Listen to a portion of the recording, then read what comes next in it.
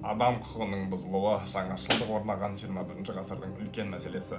Гендерлік теңсіздік қазіргі таңда көптеген мәселелердің негізгі бастамасы болып қоғам дертіне айналды. Сексуалдық қысым, харасмент сынды келеңсіздіктер гендерлік теңсіздіктің негізгі бейнесі.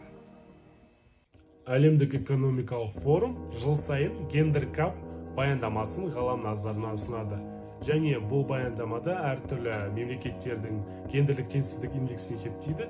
Соңғы жылдарда гендерлік теңсіздік жағынан ең қолайлы мемлекет Исландия, ал ең төменгі көрсеткіш Ауғанстанда.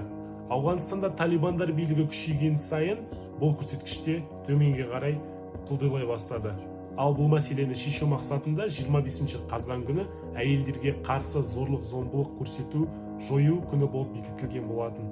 Және осы 16 күн аясында әртүрлі іс-шаралар өткізіліп, әйелдердің құқығы қорғалатын болады.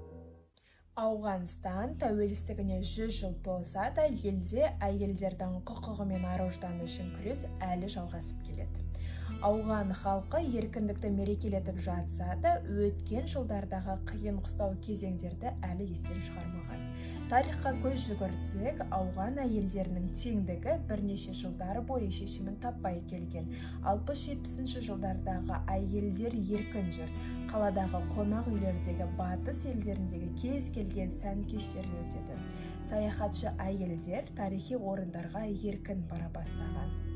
Талибан ұйымы бақылайтын аймақтарда әйелдер әлі еркектерден қысым көреді. Соңғы 18 жылдан бері соғдылар қырғын жасап, Ауғанстан соғыстан көз ашпай келеді. Қазіргі таңда ауған әйелдері құқығын қорғайтын бейбіт өмірді қалайды. Тіпті азғындықтың шыңына жеткені 65 жастағы шал мен 10 жастағы қызды үйлендіру. Тәуелсіздік алған соң 100 жыл өткен соң өз құқықтарын қорғау үшін тағы да шайқасқа түсуге дайындалып жатыр.